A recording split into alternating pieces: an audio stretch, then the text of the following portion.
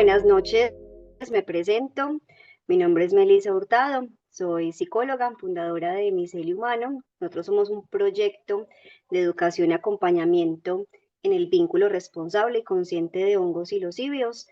Hoy tenemos a Felipe. Felipe es antropólogo, viene de Chile y esta charla particularmente hace parte de los espacios de difusión y democratización de conocimiento de la cultura fungi. Nos interesa expandir esa cultura tan bonita, que más personas conozcan información de calidad, que podamos hacer preguntas, que podamos compartir conocimientos.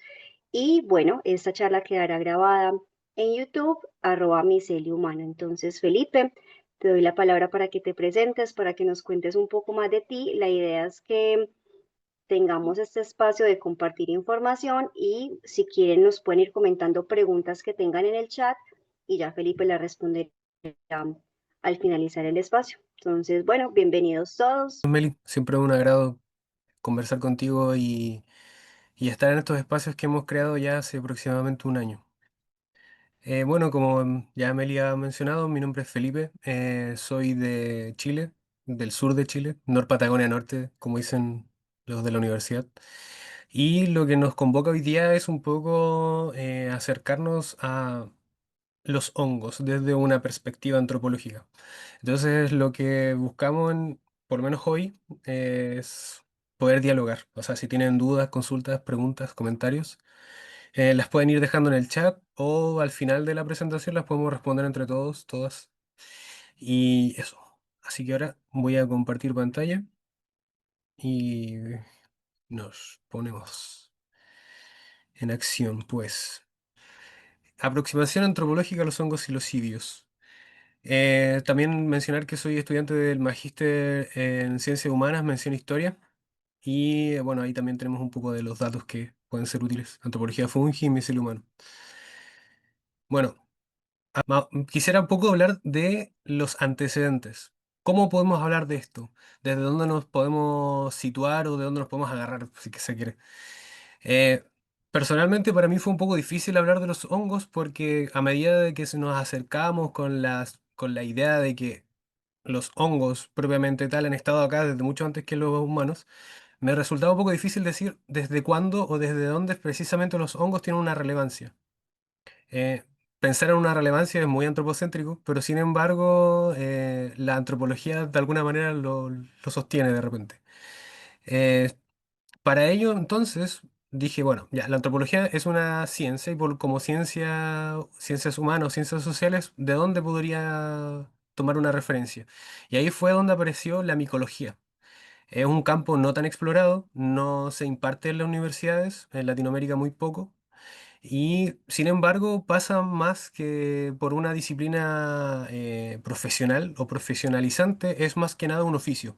Y podemos ver en distintos lados de Latinoamérica que hay distintas otras formas de aprender sobre los hongos. En ese sentido, entonces, aparece Evan Richard Schultz, que a través de la micología, un poco taxonomizando lo que sería posteriormente la disciplina propiamente tal, él empieza un poco a dar cuenta de esta existencia de hongos y lo empieza a poner en latín, básicamente. Eso en el 35. Entonces ya podemos empezar a hablar de los antecedentes respecto al siglo XX hasta ahora. Entonces nos situamos ahí. Entonces, como al principio dije que la micología era una ciencia, una disciplina, dije entonces, bueno, las ciencias propiamente tales también han tenido algo que ver respecto a los hongos. Entonces, nuevamente ahí es donde es muy relevante la sintetización del ácido lisérgico, el LSD, a través de Albert Hoffman. ¿En qué sentido es importante? Justamente porque da pie a muchas otras formas de entender la sintetización de las sustancias, pero asimismo también abre un campo contracultural respecto a cómo usar estas sustancias. Bueno, y además que vivió el suficiente tiempo como para divulgar todo su conocimiento, también abrió las fronteras epistemológicas, si se quiere, las fronteras del conocimiento. Después tenemos la etnomicología, que sería una especie de suma entre, pongámosle, la etnología o la antropología, si se quiere, y en este caso la disciplina propiamente tal de los hongos. Y ahí esa fusión da en el 57 el trabajo que hicieron Valentina Pavlovna y Gordon Wasson. Particularmente es Valentina Pavlovna, es la que tiene el interés genuino por los hongos y Gordon Wasson fue detrás. Su trabajo de por sí tuvo unas implicancias a nivel de la misma disciplina, porque hablar de etnomicología significa hacer trabajo de campo, pero ya no con la atención centrada solamente en el hongo, si se quiere, sino que también en los humanos. Y si a eso le sumamos una tercera fase, sería la relación entre los humanos y los hongos. Ahora, eso de por sí ya suena un poco complejo porque ¿quién diría que hay una relación humano-hongo desde una perspectiva científica de primer orden? Más allá de la taxonomización, las ciencias de primer orden diría que ya no hay más que hablar. Pero sin embargo, la aparición de este tipo de nomenclatura etno-algo, etnodisciplina, justamente da la posibilidad de dialogar en torno a esto. Ahora, esa sería como una especie de la primera mitad del siglo XX, pero ya entrando como en la última parte del mismo siglo, está el estructuralismo. Y el estructuralismo en sí tiene varias implicancias. Una, podríamos nombrar el hecho de que el estructuralismo nace o se ve influido o se ve afectado producto de los circundantes de ese tiempo. O sea, tenemos el mayo del 68. Lo que sucede como a nivel social es justamente lo que anteriormente mencionaba, la posibilidad de que haya una especie de apertura epistemológica a las estructuras que se estaban de alguna manera convocando o conociendo o un poco describiendo también, que es un poco el trabajo que hace Levi-Strauss en sus libros Las estructuras elementales del parentesco, o entre otros libros, ya empiezo a dar cuenta de justamente eso, ¿no? Necesito una pausa de 1 minuto, 1 o 2 minutos, están tocando a la puerta. Por favor, 1 o 2 minutos, nada más.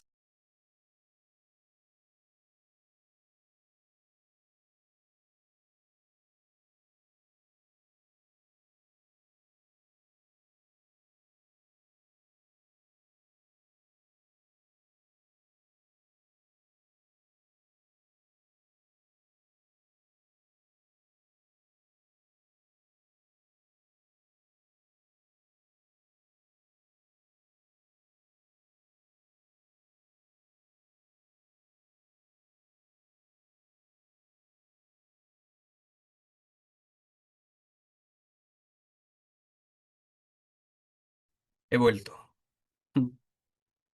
Ya, ahora sí. Mis disculpas, pero bueno. ¿En qué estaba? Estábamos en la parte del estructuralismo. Bueno, el estructuralismo de por sí ya es importante porque en sí mismo fue un movimiento. Ahí como para concluir. Entonces, los trabajos que después vinieron tienen mucha relevancia porque eh, de alguna manera se acaba el campo geográfico de poder trabajar sobre las estructuras en Europa y empiezan a aparecer estos trabajos etnológicos en Latinoamérica, con el argumento de que se necesitan registrar estas sociedades complejas que están en vías de extinción. Esa es la clásica versión eurocéntrica. Ellos creían de que se estaban muriendo o estaban extinguiéndose los pueblos latinoamericanos. Entonces, la mayoría de los trabajos que se empezaron a crear, a realizar en Latinoamérica, tenían como epicentro Brasil. Y ahí tenemos el trabajo también de Levi-Strauss, pero también tenemos otros trabajos, pero ya más situados. Situados en el sentido de que es la persona que nació en Latinoamérica la que investiga, si bien con conceptos europeos, pero aplicándolos a un pensamiento situado. Y ahí es muy importante el perspectivismo masónico de Eduardo Viveros de Castro y Tania Stolze Lima. Ellos dos, de alguna manera, empezaron a complejizar la idea de pensamiento masónico desde un punto de vista postestructural.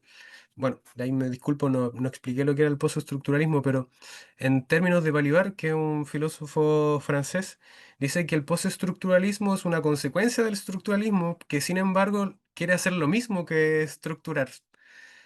Pero sin embargo es post. Vamos a seguir estructurando, pero ya no con las mismas categorías que tenemos antes, sino con otras, pero situado en algo en específico. Este sería como una especie de volver a ensamblar aquel conocimiento respecto a un grupo humano en específico. O si se quiere, es la idea de querer conceptualizar o ver cuál es la estructura de un grupo humano en específico, describirla después, caracterizarla. Y ahí es donde también aparece un concepto muy importante que es la ontología, que es una rama derivada de la metafísica. Bueno, ahí más adelante lo vamos a ir explicando.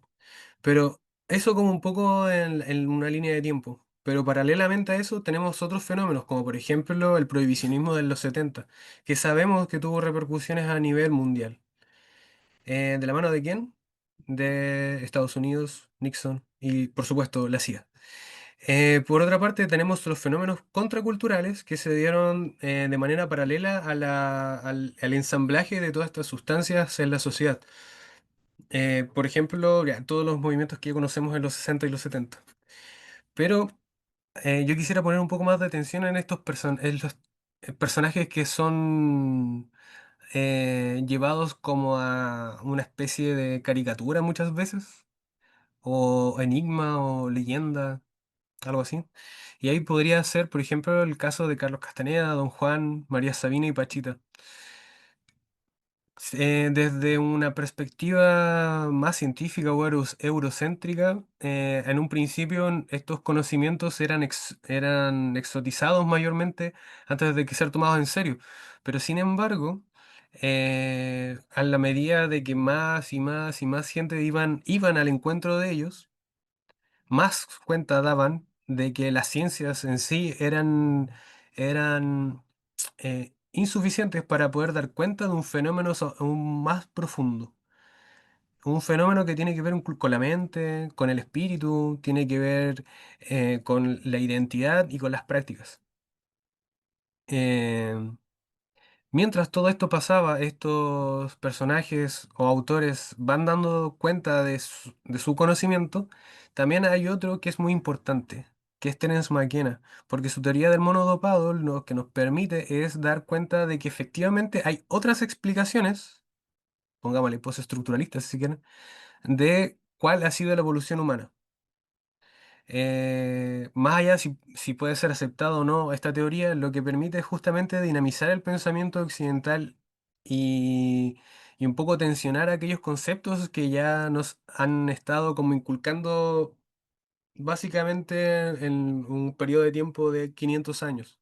No hay que olvidar también que esta manera de pensar es parte de un sistema que ya más adelante igual vamos a tocar, que sería un sistema colonial. Ahora, entre sistemas, por decirlo así, es inevitable el diálogo entre saberes. Entonces, lo que sí hay que rescatar es que dentro de las ciencias sociales y las humanidades, principalmente, se aboca por un diálogo entre pueblos originarios y la investigación científica, un diálogo horizontal. No es que haya alguien arriba y otro abajo, sino que es horizontal. Y esa horizontalidad pasa por conocer a los hongos, conocer a las plantas de características enteógenas o psicodélicas bajo sus premisas, bajo sus propias maneras de entender el mundo que ellos han creado, en este caso los hongos y las plantas. No como lo entiende el científico con sus aparatajes teóricos, no, al revés, sino que entender propiamente las plantas y los hongos en sus términos. Suena un poco difícil o suena un poco imposible, pero sin embargo, con el perspectivismo masónico podríamos tener podríamos dilucidar qué podría ser. Entonces, un poco para poder eh, comentarles la investigación que he llevado a cabo desde una perspectiva antropológica sobre el hongo psilocibe, primero Mi preámbulo para poder integrarlos a ellos, primero fue vincular el reino fungi con los humanos, o sea, hacer una especie de etnomicología, pero un poco más profundo o un poco más cercano, si se quiere, en el sentido de ver los aspectos terapéuticos, culinarios, científicos, recreativos y de exploración. De alguna manera ya entendía que habían ciertas categorías respecto al uso del hongo psilocibe situado, en este caso, en el sur austral de Chile. Ahora, hay que poner énfasis en sus características o efectos psicodélicos. Entonces, cabe hacerse la pregunta, ¿qué es el hongo psilocidio? ¿Qué es estar en hongos? Y ahí rápidamente una respuesta es, fenomenológicamente hablando, es tener la experiencia del hongo, o sea, ser hongo. Y dadas los comentarios que uno escucha cuando dialoga con personas que han tomado hongo, es preguntarse quién es el hongo, porque se entiende de que hay alguien internamente en ese encuentro. Y una siguiente pregunta también sería ¿dónde es ese encuentro? Y ahí donde en la tesis quise un poco aportar trayendo este concepto de fungiverso, o sea, entendiendo que hay un universo o hay un territorio capaz de ser aprendido por los sujetos que están en él habitando, en este caso el hongo y el humano. ¿Y quién tiene la experiencia? Y ahí me basé en un arquetipo, que sería el arquetipo del viajero, un poco para entender esta dinámica de decir, bueno, me subo arriba de algo y que el viaje sea parte de lo que tenga que contar posteriormente. Ahora, esta teoría o esta manera de ver las cosas no es posible verlas bajo el mismo paradigma que ya hemos estado reproduciendo de manera tal vez inconsciente. Y es por ello que Vivero de Castro, en su libro Metafísicas Caníbales, nos da una manera de ver a los seres desde un punto de vista de los pueblos amazónicos. ¿Cómo entienden los pueblos amazónicos estos seres? Por ejemplo, el hongo psilocidio. ¿Cómo entenderlos frente a que también existe un espacio-tiempo distinto, poco conocido y cargado de prejuicios y tabú, como dijera Gastón Guzmán, micólogo mexicano muy famoso respecto a este hongo? Entonces, aquí ya es un poco de la teoría dura que necesitamos aplicar para poder entender un poco más quién es este hongo. Entonces, una perspectiva antropológica eh, nos va a llevar necesariamente a entender cuál es la dicotomía naturaleza-cultura imperante.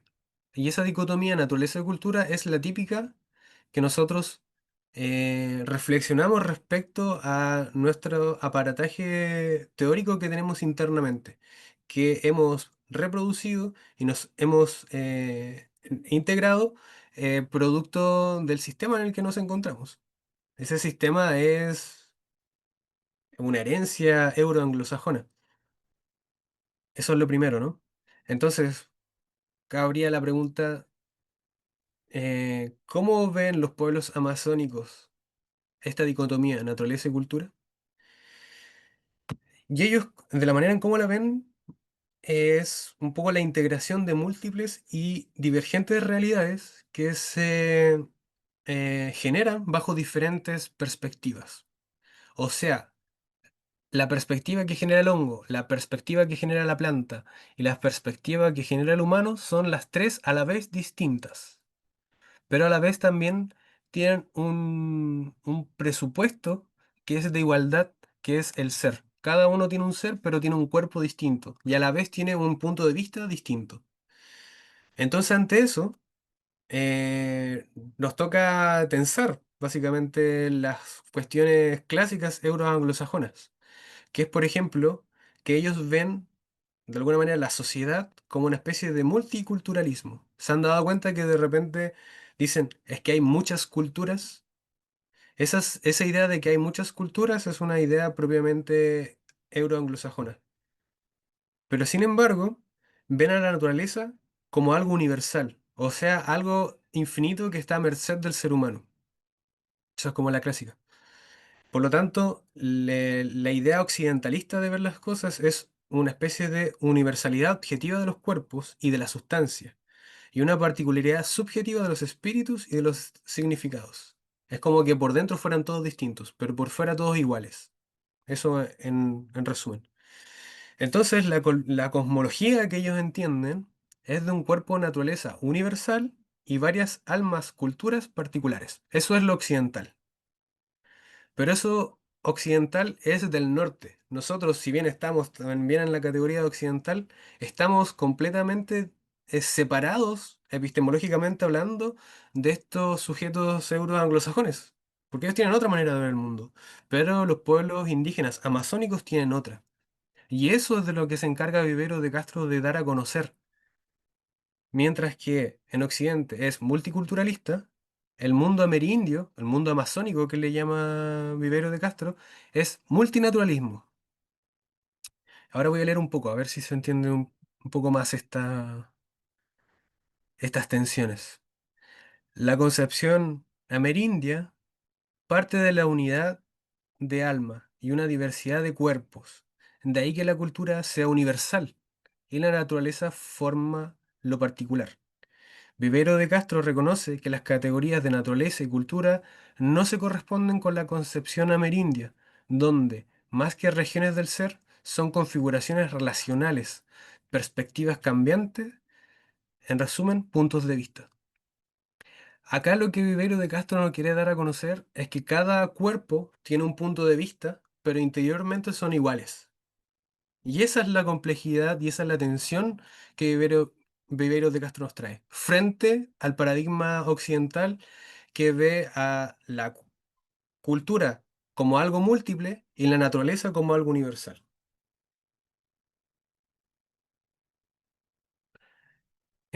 Oh, no, me pasé. Entonces, ya con este aparataje filosófico, nos toca contextualizar.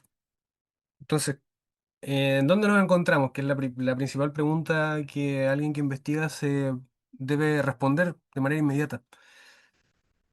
Ahí yo me casé con una idea y es la idea de antropoceno o capitaloceno. Entonces, para poder un poco dar cuenta cuáles son las dinámicas internas, bajo estos conceptos me pude situar respecto a la metodología de trabajo. O sea, cómo conozco aquello que es objeto de estudio, aquello que es mi objeto de interés. Y Anna Sink, una antropóloga, por ejemplo, estudió el hongo Matsutake, perdón, en Japón, entre Japón y Oregón. Entonces, ¿qué tenemos ahí? Un libro que nos habla de un hongo, las dinámicas del hongo y en dónde está. Y cómo se relaciona con el humano respecto al lugar, en este caso entre Japón y Estados Unidos. ¿Cuál es la relación ahí respecto a una idea ya más geográfica? Pero por otra parte tenemos a Eduardo Kohn con una etnografía multiespecie en el cual él aboca más por la cuestión semiótica que se establecería entre las distintas especies. En este caso, una es la especie planta, la especie humano y la especie hongo, por ejemplo.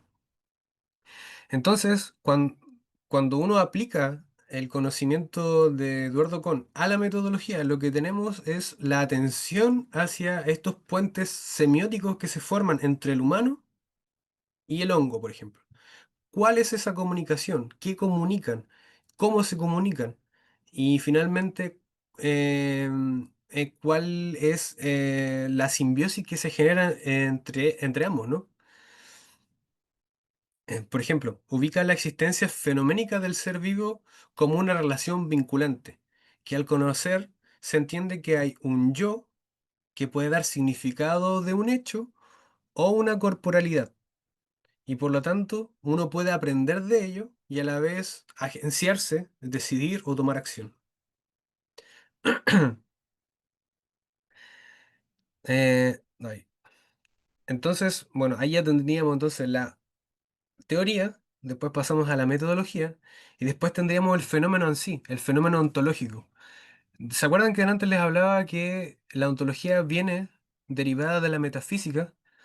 Y aquí quisiera ser como bien simple y bien claro que la diferencia entre metafísica y ontología desde el punto de vista de varios investigadores, es que la ontología es más material, en el sentido que lo ontológico necesariamente da cuenta de algo en específico, y eso específico busca generarle categorías, categorías de características, categorías elementales, trata de definirlo, trata de ver cuál es su campo de acción. Y cuáles son los que se identifican con él, cuáles no, y cuáles son sus prácticas, sus usos, todo lo que podría haber un fenómeno probablemente tal. Entonces ese fenómeno, situándolo desde el punto de vista de un hongo, tenemos un multinaturalismo en la cultura. Es decir, tenemos a muchos cuerpos creados por la naturaleza en la cultura, o sea, relacionándose. Y para ello entonces, ¿qué y para ello entonces, ¿cómo lo podríamos absorber o cómo lo podríamos entender? Y es a través de la percepción de los sujetos. Pero este sujeto, de nuevo, no es solo el humano, sino que es también el hongo. Ambos son sujetos. Ambos tienen puntos de vista. Ambos tienen cuerpo y ambos pueden afectarse unos con otros. La particularidad es que la manera en cómo ellos se relacionan es a través de esto, a través de los efectos psicodélicos, los efectos introspectivos y los efectos espirituales. Y esos efectos no son azarosos porque son efectos de los cuales las personas dan cuenta. Dan cuenta mayormente en macrodosis. Y eso ya es otro tema. Entonces, diversas experiencias se justifica bajo el argumento de que la naturaleza es productora de modos. Es decir, solo la naturaleza es capaz de crear una sustancia a partir de sí mismo sin necesidad de un tercero, como por ejemplo lo harían otros tipos de cuerpos.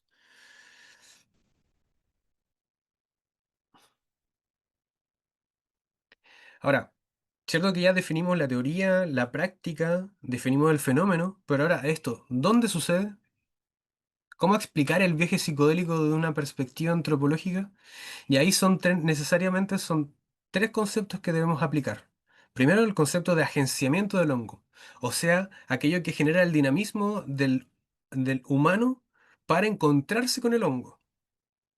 Después tenemos la línea de fuga, es decir, para efectos de entender este mismo fenómeno, uno podría decir de que una línea de fuga es como una especie de ¿cómo se puede decir? Un rebelde que se salió de su burbuja y a través de haberse salido, a través de esa acción, a través de ese agenciamiento creado por el hongo, ese agenciamiento de salir es lo que finalmente deviene en un devenir. Lamento ahí la redundancia. Pero el salirse del grupo, por decirlo así, deviene en otro grupo más. Entonces, si ese sujeto sale, de alguna manera está haciendo un triple ejercicio o una triple acción, que sería la acción de territorializarse, o sea, el sujeto primero está territorializado, es decir, está existiendo y está actuando en un espacio a la vez que lo construye desde la experiencia misma, o sea, que habita en él, está territorializado.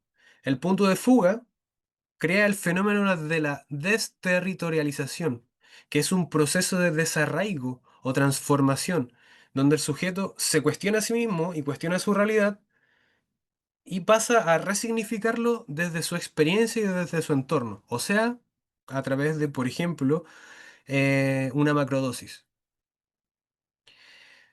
Y eso ya podríamos decir que estaría dentro de un viaje.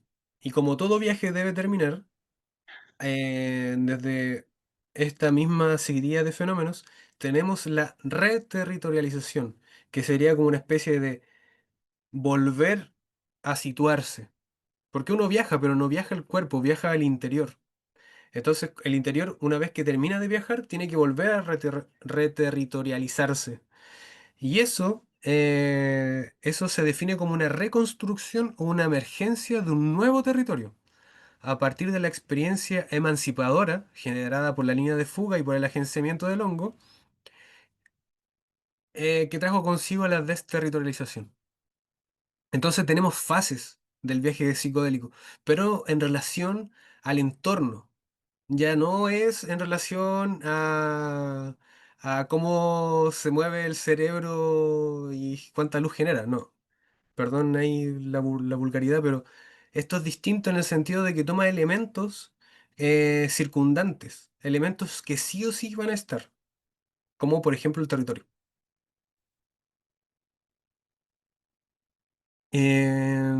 Bueno, y aquí un poco para ya mostrarles lo que resulta de estas metodologías y teorías y enfoques. Yo lo que hice fue hacer un taller de dibujo sobre experiencias que hayan tenido en hongos. Entonces, ¿qué experiencias han tenido en hongos? Y la gente lo dibujaba.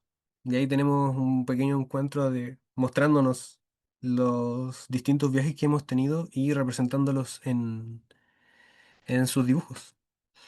Y aquí vamos a dar los detalles de los dibujos. Por ejemplo, ahí tenemos un poco lo que dibujó la gente. Especie de mandalas, un poco de relato. Tenemos la fluidez de alguien que está en un estado evidentemente, no sé, platónico. Tenemos esto que si bien pues puede verse tan bien formado, igual tiene particularidades, ¿no? Una bicicleta, una gradería, tiene distintas expresiones. Asimismo también hay personas que el arte es algo que se les da mucho. Y por ejemplo, este es muy entretenido porque si vemos acá hay dos circunferencias, dos, y esas circunferencias están viendo pasar unas lagartijas. Y aquí la persona que lo dibujó me explicaba que en realidad es un dibujo desde adentro. Lo que ves son sus ojos acá, es como si fueran dos lentes, y lo que ves son esas lagartijas. Y por dentro estaba lleno de fractales. Interesante. Después tenemos otra persona, igual en macrodosis, que de alguna manera dice que se vio, vaya a saber cómo.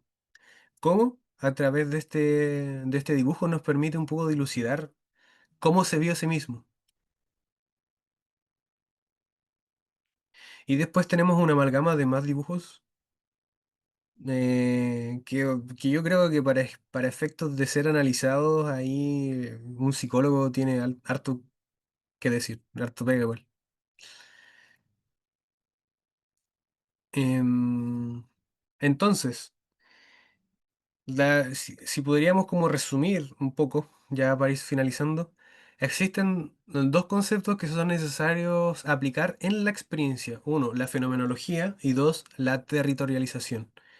Porque la fenomenología, primero, nos permite examinar el ser humano en su hábitat y mientras uno lo observa, a la vez con él o con ella, podemos reconstruir o construir el sentido de su mundo, creando territorios vitales que enlazan, en este caso, el espacio-tiempo y las relaciones que en él se crean.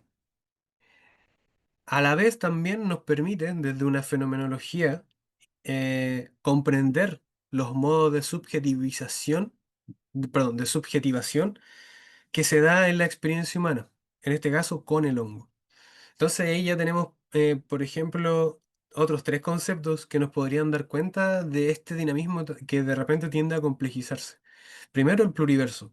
O sea, si hay muchos cuerpos y hay muchos puntos de vista, pero a la vez hay un elemento que es común a todos los seres vivos, se crea o se acuña el concepto de pluriverso. O sea, que es un conjunto de mundos y realidades que coexisten y que son reconocidos estas estructuras diversas y a la vez destacan la pluralidad y la relatividad que en él se genera. Por otra parte, tenemos el fungiverso, que sería un territorio propiamente tal. Y ese territorio sería una especie de resignificación en la medida que uno lo habita o en la medida que uno lo puede visitar, ¿no? La particularidad es que la manera en cómo se puede conocer es a través de los hongos. Uno no puede, como lo hago, no puedo solamente teorizar, Necesariamente necesito tomar un hongo para poder conocer de qué estoy hablando. Y por otra parte, después tenemos a aquellas personas que ven el hongo como un ejercicio psicodélico de exploración de la propia mente y a la vez también la exploración de una liminalidad, o sea, de un espacio intermedio entre el cuerpo y la conciencia.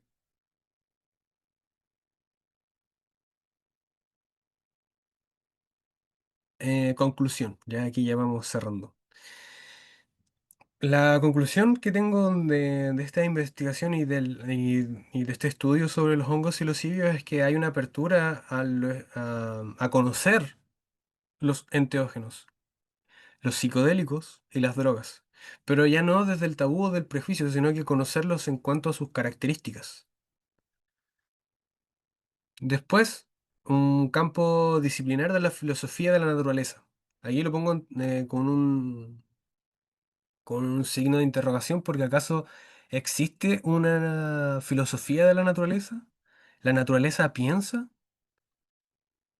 En términos filosóficos, ¿la naturaleza crea pensamiento? Y por otro, el campo de las ciencias cognitivas. Aquí ya es un poco más complejo porque las ciencias cognitivas se encargan de un poco de separarse del paradigma de primer orden. Y aquí ya tenemos a personas eminentes como Varela y Varela, Francisco Varela. Bueno, y para un poco ya ir cerrando, tengo esta frase que igual la saqué de mi tesis, que dice, aquí el factor sorpresa son los enteógenos, capaces de darnos la experiencia de las ecologías de sí mismo, porque en la construcción de los territorios sociales y en el plano de la inmanencia, es en nuestro interior donde está la posibilidad de transformar vuestros mundos y cohabitar en el pluriverso. Eh, bueno, igual acá tengo otro, otra cita igual que me gustaría leerles, como ya para ir cerrando las ideas. Hay toda una línea de investigación posible de emprender ante el contexto de crisis medioambiental o socioambiental, igual si se quiere. Otros discursos son necesarios para incidir en las políticas públicas de la máquina. La psicología en la antropología se hace necesaria para que integre equipos interdisciplinarios para comprender y aprender el devenir de este ser colectivo del reino fungi, porque pensar es desterritorializarse. Ello quiere decir que el pensamiento solo es posible en la creación y para crear algo nuevo es necesario romper con el territorio existente creando otro. Gracias por su atención, gente.